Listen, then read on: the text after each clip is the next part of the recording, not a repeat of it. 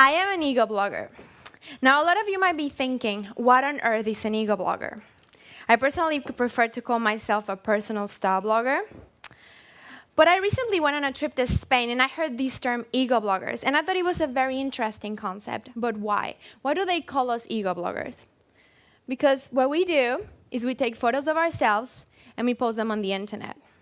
Now, a lot of you might be thinking that this is a very strange and even narcissistic concept, but the fact is that these kind of blogs are getting bigger and bigger. And I feel like the demand for this kind of blogs relies on the concept of reality. Now, people are hungry for real inspiration. We don't want to rely on the magazines to feed us with these amazing editorials of these beautiful models wearing extremely expensive clothes. We want to see this on real people. We want to see what people around the world are wearing, and most importantly, we want to see them on clothes that we can afford. I was born in Mexico, and I was very tall for a Mexican girl. We're all the same age. That's me with a guitar. And my mom used to find it impossible to find clothes that fitted, especially pants, and she had to make them herself. And I used to find it fascinating that we didn't have to go to the store and buy a ready-made pair of pants, that we could make it from scratch. So at the age of 7, I remember begging my mom to teach me how to sew. And I think it was that moment in my life that triggered this fashion obsession of mine. But now, for a young girl growing up in Mexico, starting fashion design was not an option. Everybody kept telling me that it was a useless degree to have on my CV. They told me, you can't study fashion, and I let that get into my head. And I decided to go for interior design instead. But then, I used to find myself sketching clothes on my breaks, don't tell my teachers, and sewing clothes at night on my dorm instead of making my homework. And I thought, I have to do something about this. And that's when I had to make one of the hardest decisions of my life back then, and I decided to drop out of university and chase my dream of studying fashion design. Then after I dropped out of university, an opportunity came for me to come to the city. And I thought, Paris is 3 hours away. I could really, really make it there. And I didn't even have any limitation. I thought, it's the land of fashion, and anything is possible. I can make it there. Naively, I thought that. Unfortunately, the reality was a lot different, and I find myself jobless for over a year. I applied for internships in every single fashion magazine in town, and they all said no. And I miss my family a lot. I didn't have any friends. I didn't know anybody. But I still had that drive, and I still had that dream inside me. And I thought, why am I going to give up? I'm not going to give up. And one day when I was sitting in my bed, I thought, what can I do to get myself noticed? Where can I make my voice heard? And then it finally hit me as if it was being so obvious all along. The internet. I started my blog on the 26th of November of 2007, 4 years ago last weekend. And when I started, I began gathering all the sewing knowledge that I have learned from my mother when I was a child. And I started posting do-it-yourself projects on the blog, which was basically showing my readers how to make their clothes step by step. But then one day, I was flipping through a magazine, and I was looking at an editorial, and I thought, what if I could do this, but with affordable brands?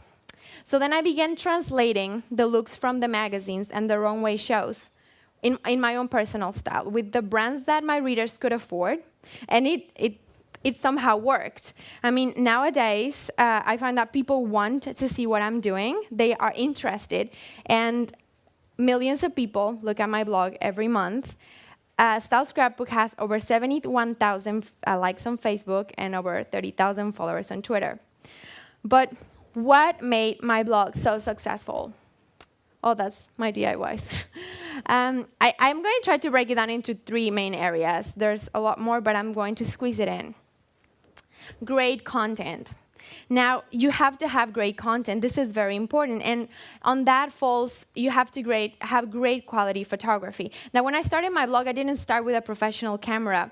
And when you see the photos from before, that was me before. That was me on Fashion Week last September in New York. It's a huge difference. And you won't start with professional-looking photos. But it's a process, and practice makes perfect. So just keep practicing, and you'll get there. Also, you have to keep a good flow of content. Post as often as you can. I know that it's not possible to post every day. It's difficult. But the blogosphere is getting so big that if you don't post often, people will forget about you and they will move on to the next blog. So you have to keep reminding people that you're there. Now, on good quality content is also put your personality across. Now, the reason why people love personal style blogs is because they feel like they can connect with you. They feel like they can relate to you, like they have gotten to know you in the time they follow you. So always put your personality on your text. Tell them stories, tell them anecdotes, make them feel happy, make them laugh, make them cry in your text. The moment that people feel related and like they can connect with you, they will come back for more. Now, the second one, and it's very important, to build yourself a strong social network. And this is one of the most important parts. And with that comes to communicate. People won't guess that you're out there. You have to tell them. You have to invite them to come into your blog.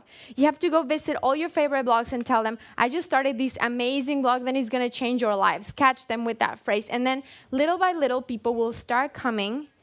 And that group is going to multiply. And it won't happen overnight. It's not going to be like all these massive people are going to come. But I can assure you that the ball is going to start getting bigger and people will start coming. You also have to build yourself really strong social media channels. Twitter and Facebook are the ones that I use, and I recommend to use that because they are huge traffic generators for the blog. Every morning when I have a post up on my blog, I go on those two and I let people know that I have a new post. And the traffic that comes from there is incredible. So build yourself really strong social media channels. And the last one, but not least, is be yourself. And this might seem pretty obvious, and it might seem like, well, be yourself. But this is very important. Don't try to copy other people.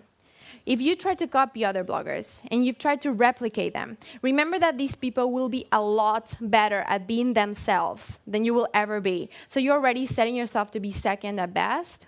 So always be yourself. Put your personality across. People will know that you're being genuine, and they will like that, and they will come back.